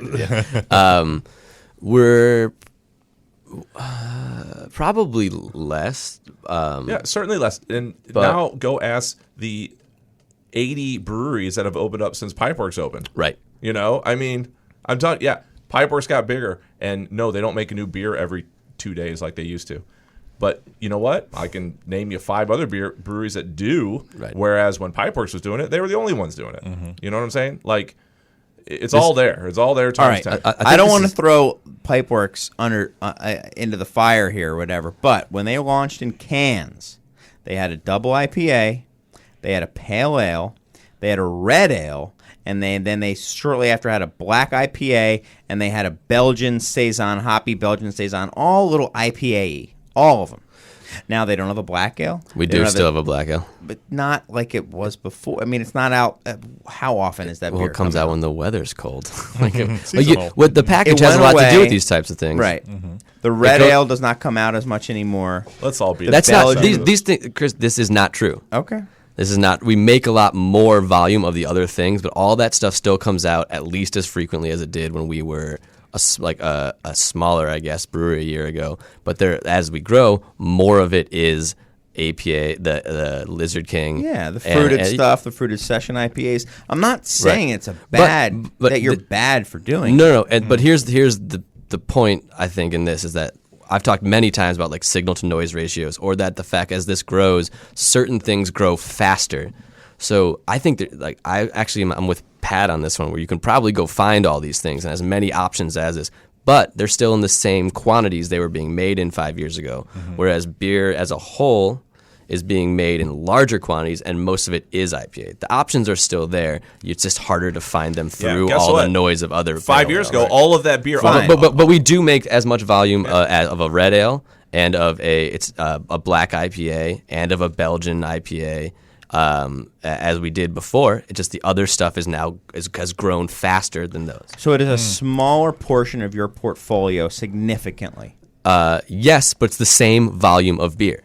Okay. I So mean, if you want them, we can sell them. same I'll sell them volume right of now. beer. But you could say that about Budweiser. They could be the same volume that they made 100 years ago. They still make it. We've never stopped making it, but Wait, it's like a pit. but no, I'm I- not we're also- saying that's What the you case could say here, about but, Budweiser like, is they make a much larger variety of beer than they I mean, did if 5 years ago. Pipeworks is expanding, but the volume that they're making of certain beers isn't expanding, what's happening to those beers? Like they're They're contracting. They're being bought as much as they were 5 years ago, but And they're- those styles just aren't growing at the consumer level as That's- quickly. And right. I don't know if that's necessarily a bad thing, as if they are growing still too. We're still making more of those, slightly and I more of don't those things over the course of a I don't think year. it's up to you guys or anyone to force styles that people don't want to buy on them. I No, don't think that's it's a fool's possible. errand. Bad business. Yeah, you can't. But like the numbers are that those things are being made more and more, but they're a less and less percentage of the overall pie of what's being made. At least as far as our Sure, brewery is because concerned. the pie is growing overall. Right. And to the point earlier, are we making a new beer every other week? No, but we're making a lot more volume of beers that don't have real styles. And we're selling 30 barrels of beers based off of a Manhattan or Right, an old cocktail fashioned. beer. Whereas we were selling 7 barrels before. We're selling more of that beer, but we're making less iterations of those types of things. So Oh well, the nobody vol- could keep up with what you guys. I mean, you guys were doing 2 a week before, and I don't. I'm not saying that you guys are not innovating the way that you. That's not what I was saying. What I was saying is that as the market is growing, it is becoming more centered on a few styles of beer. But Well, that's natural. Yeah, and that's how it was It's- before. you only except have so much bandwidth in everything people's was heads to- right. And everything before was in one style of beer, light beer. Sure. Right. I mean, is that happening in wine, though? I feel like wine, people are getting more interested in different types of varietals, different types of blends. As people get more interested in wine, they open themselves to more styles. And They do, but still, certain things catch on. Like rosé might catch on. It was nowhere 10 years ago, and now it's hot. So the market reacts to it, and you see more brands of that. So it's very analogous to what you just said, Mike. It's like, the things that are the leaders create the interest and the buzz, and people want to produce those things. And whether or not they make the decision to stop producing other things is their business decision, and it's unique to every business. But as a market, yeah, you have more diversity, and the smaller things remain to be small, unless they catch on. I think I guess when understanding everything was small, Right. who knew what was going to become big? Right. And it's the signal and noise thing. I totally agree. As far as the noise in this case is the things that are popular and capture everyone's attention. And I think you observing the consumer is an interesting thing. When I was working 5 years ago, I worked at a small liquor store, and you would watch basically everyone went in there of their own accord. They didn't they found out about craft beer from their friend or something. It wasn't like they read some list about craft beer, and then they went on this journey, and they went all the way through, and there was a personality type that wanted to try all of the iterations of what you could possibly have and try every brown ale and all these things, and that's just not possible. it's not Yeah. possible for every person to be like that. So you're seeing a lot of people take steps into consuming craft beer, and we as people who are of that personality type, we want to try everything and see what the limits of these types of things are. Sometimes don't understand the person who just wants to get in the shallow end of the pool and hang out in the water up to their waist. They don't want to get in the deep end, and there's no better value to either type of consumer necessarily. But not everyone is going to drink Cantillon or have all the barrel-aged stouts, and to assume that everyone would is a mistake. I No, think. I mean, there's going to be things that are more popular. I certainly Sure. think. But those people are the people that's IPAs.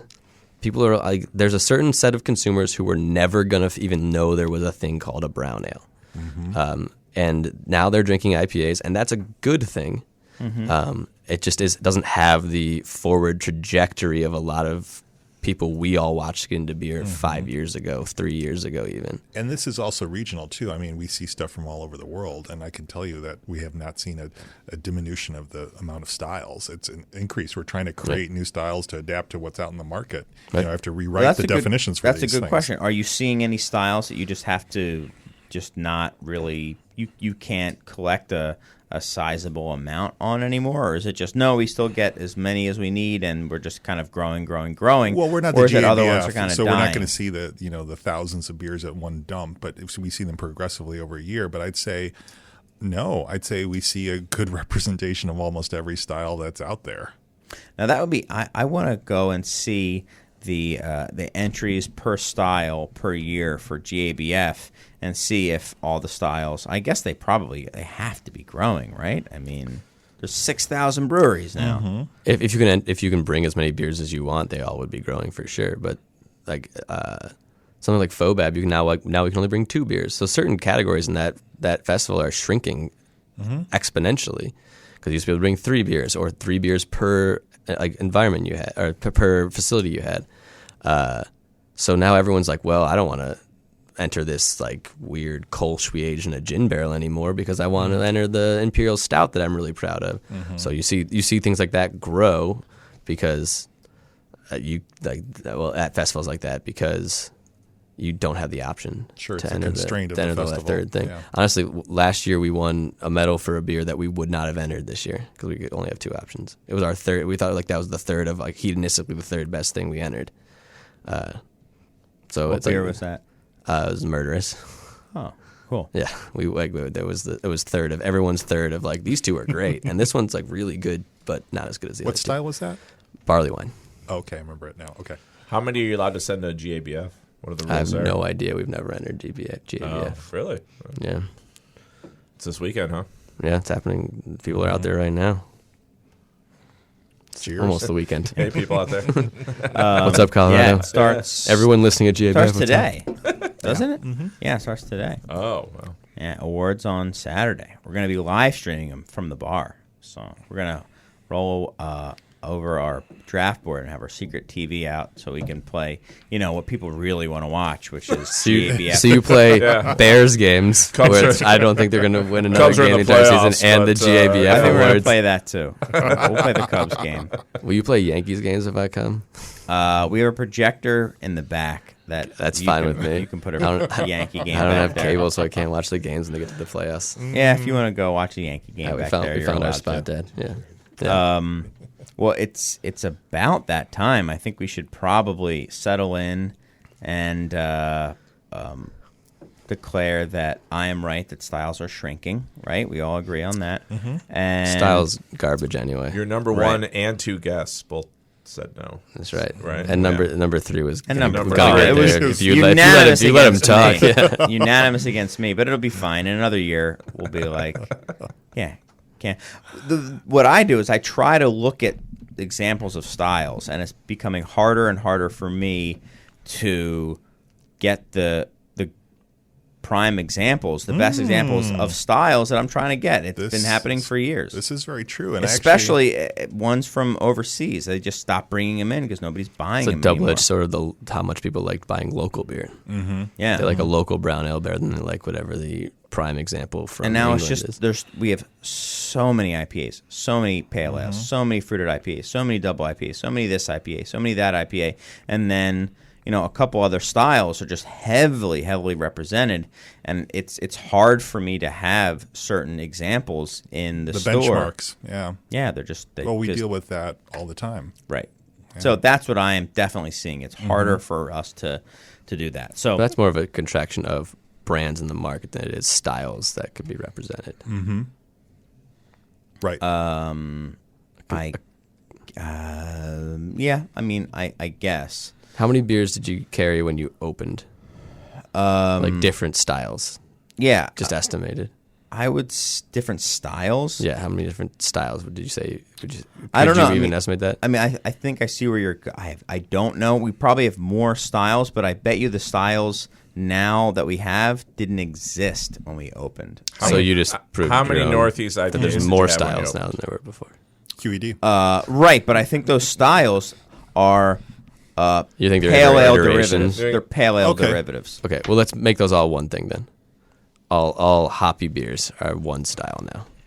It might be even or slightly above because now we've got all those saison styles as well. Sure. Grisettes and you've got the sour ale, the fast sour beers that didn't exist before. All that stuff that a Goza was. I mean, we did have a Goza, but I mean it was. You guys are weird though. Yeah, but stuff like that. But it's getting hard to get Scottish ales versus Scotch ales versus brown ales for a while. Just from a producer standpoint, no one wants amber them. ales, No one wants them right? drinking. Right, Yeah, but, and they're hard. When were Scottish ales easy to get?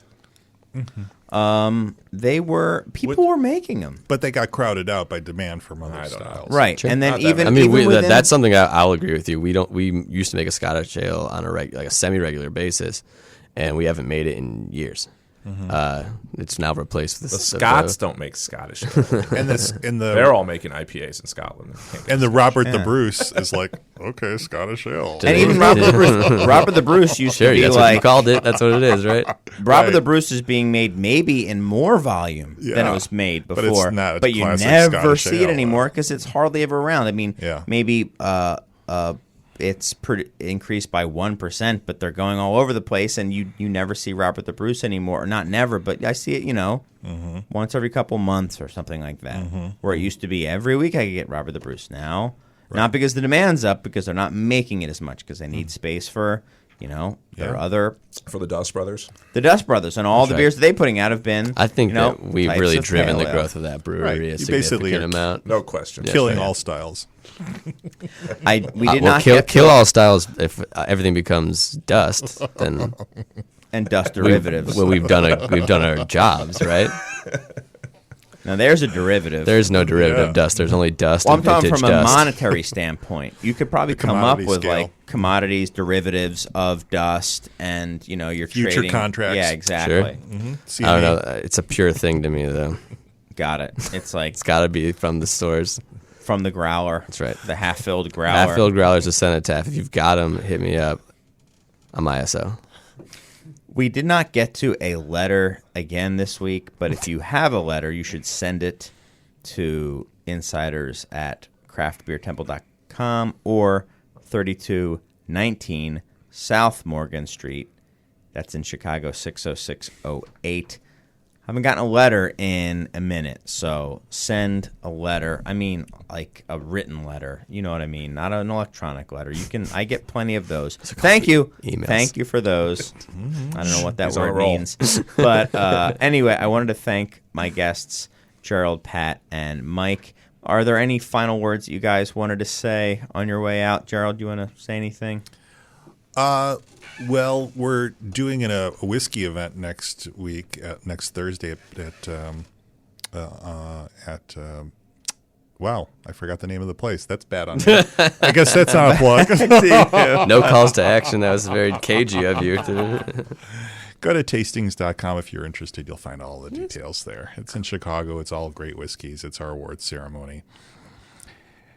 Awesome. It's at Chief O'Neill's, but don't Ooh. necessarily go there if you don't want to. But you might be That's where it is. well rewarded if you do, because I'm packing. I got the jacket that's got You're all the packing flasks Oh, of stuff man. that you can't get in this country. My So dream. When is that? When is that day? That's next Thursday from 5:30 until 8 o'clock. What's the date? It's gonna be- the 12th. I may make it to the very Please. beginning. I do. Come on I'm down. usually busy on Thursday evenings. Doing what? Pat, nothing. This is where I always let people know where the unfiltered Pilsner Urquell is. So, Where is it? It will be at Kaiser Tiger on November 9th. I think we tapped that about 6, 7, I don't know. And then Patty Long's the following Saturday, November 11th. after Fobab. Get yourself some unfiltered Pilsner Urquell. Sweet. Nice. Is I'm the there. same day? As Yeah, Fobab? same day as Fobab. That Friday. That's awesome. Love Good. it. I'm there. Wash the taste of all that barrel junk out of your mouth. It's garbage. Yeah. The Any nectar of the Pastry stout garbage. Robert or any of the brewers from Robert will be at Kaiser on the 9th. Yes, Cool. Robert the beer Mike? master. Cool. So you should check out tastings.com, see what's going on there. Maybe check out Patty Long's Kaiser Straight Tiger. up calls to action. You're not supposed to do that. I said check it out. I didn't say You're not. That's a they're call not to action. they're not selling anything. Am I in trouble? Yeah, you're Am not I getting supposed kicked to off say the that. show? You already got the You dump could say, button. "I tonight. enjoy looking Can't at." visit my website. Oh. No, do not go there. Yeah. Yeah. Well, it's not Retract my website. Yeah, those aren't his. I think you should keep going. This website. Oh. Anyway, so this website called tastings.com exists. There are bars called Patty Long and Kaiser Tiger. They also exist. Yes, and you. I like don't those care places. whether or not you go there. But you personally like them. I do. I enjoy all these things, All right. but you shouldn't do them unless you really want to. Like I wouldn't tell you to act in any. You would specific never. way. Never. Yeah. No, it's Stop. only You the would never pick up the only phone and call them. It's only the third time I've broken the rules on this show today, so Yeah. I'm never coming back. And you cursed. Yeah, So. did the Yeah, dump that's what I'm button. saying. Is that Well, your first dump button? Yeah, actually, it is. Congrats. Thank you. There you go. This is bull. Yeah. Thanks, everybody. We will see you next week with more of the Insiders Roundtable. So. Remember this is what we wanted. Remember this is what we said. To never be heard or seen from again.